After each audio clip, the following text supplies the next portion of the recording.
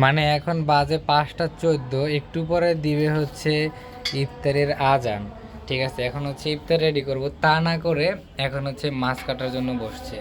কতগুলো মাছ নিয়ে আসছে, এগুলো কি মাছ তাও আমি জানি না, আপনারা জানলে কমেন্ট করে জানাবেন। এখন এই মাছগুলো সব বসে বসে কাটবে আমার বন্ধু, তারপর রান্না করবে, তারপর খাওয়া দাওয়া হবে। যারা মাছ কাটতে না পারেন তারা আমার বন্ধু থেকে শিখেন কিভাবে মাছ কাটতে হয়।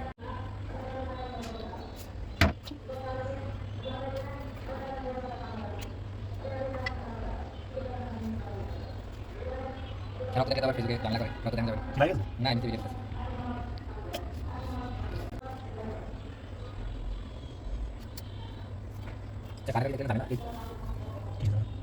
মনে হচ্ছে